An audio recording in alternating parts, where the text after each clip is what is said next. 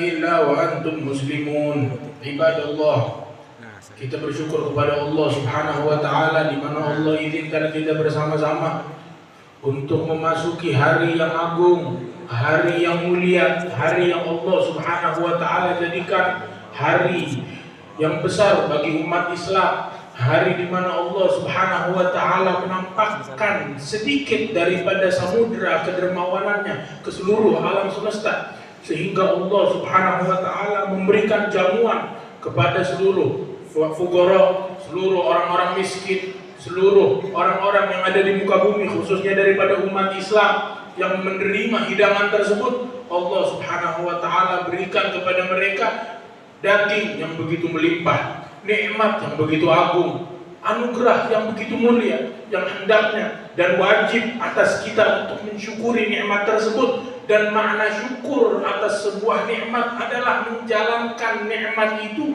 dengan sempurna, adalah menerima nikmat itu dengan bersyukur kepada Allah Subhanahu wa taala, meletakkan semua sesuatu pada tempatnya dan kita menyempurnakan hal tersebut. Di hari ini Allah Subhanahu wa taala jadikan suatu ibadah yang gak ada di hari-hari lainnya, di mana Allah Subhanahu wa taala jadikan kurban di hari ini dan di hari esok dan di hari esoknya dan di hari esoknya, di hari Id dan 3 hari selepas Id yang dinamakan Ayyamut Tasyrik. Allah Subhanahu wa taala syariatkan kepada kita untuk berkurban, dan ketika kita berkurban hendaknya kita berkurban dengan cara yang terbaik, dengan cara yang paling sempurna, dengan cara yang paling indah yang diajarkan oleh baginda Nabi besar Muhammad sallallahu alaihi wa alihi wasallam, yang mana beliau bersabda di dalam hadisnya, "Idza dzabhtum fa ahsinul dzibha fa ahsinul qitlah." Atau kama qala sallallahu alaihi wasallam, yang artinya ketika kalian menyembelih maka perindah cara kalian di dalam menyembelih, dan itu adalah bentuk kesempurnaan di dalam mensyukuri nikmat yang Allah Subhanahu wa taala berikan kepada kita. Sehingga para ulama menjelaskan bagaimana cara menyempurnakan sembelihan. Dikatakan oleh para ulama bahwasanya itu dimulai dari saat seseorang ingin membeli hewan kurban. Ketika dia membeli hewan kurban, dia harus perhatikan bahwa hewan yang dia ingin kurbankan, yang dia beli, gak boleh hewan yang cacat. Ketika hewan yang cacat, kecacatan yang sekiranya mengurangi daging daripada hewan tersebut, mengurangi bagian dari hewan tersebut yang kira-kira bisa dimakan, maka kecacatan itu membuat hewan ini tidak sah untuk dijadikan hewan kurban. Karena hewan kurban adalah bentuk penghambaan kepada Allah, sehingga harus kita tampakkan daripada penghambaan kepada Allah Subhanahu wa taala yang terbaik dari yang kita punya. Jangan dipakai hewan yang cacat, walaupun kupingnya sedikit ada yang cacat, atau tangannya, atau hewan yang jalannya pincang, maka itu gak diterima, sebagaimana yang disebutkan demikian oleh para fuqaha. Begitu juga ketika seseorang menyembelih hewan kurban, maka disunnahkan untuk tidak memperlihatkan kambing yang sudah meninggal di saat disembelih atau setelahnya kepada kambing yang masih hidup, atau sapi kepada sapi, atau kerbau kepada kerbau.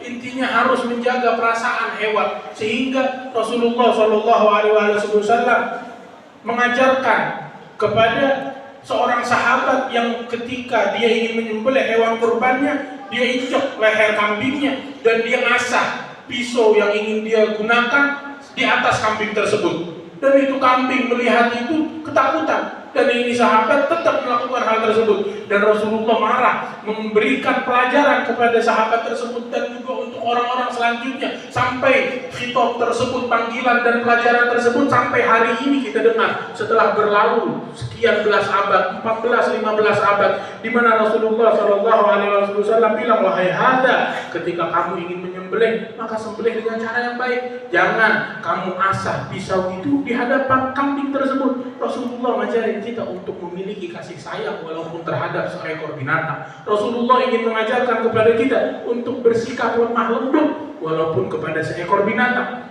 Dan sholat yang tadi kita jalankan itu termasuk sholat yang agung di antara sholat-sholat sunnah, di mana para ulama menyatakan sholat sunnah Idul Adha lebih afdol dan lebih mulia daripada sholat sunnah Idul Fitri. Kenapa? Karena sholat sunnah Idul Adha disebut di dalam Al-Quran perintahnya, di mana Allah Subhanahu wa taala menyatakan, Fasholli li rabbika wanhar, yang maknanya sholatlah untuk Allah, sholatlah untuk Tuhanmu, wanhar, dan berkurbanlah, dan sembelihlah hewan kurbanmu.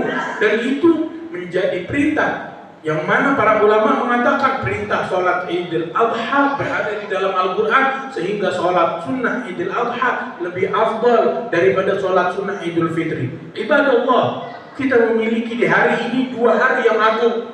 Hari Jumat adalah lebaran, hari kebahagiaan, adalah Sayyidul Ayyam, pemimpin daripada hari-hari bagi umat Islam.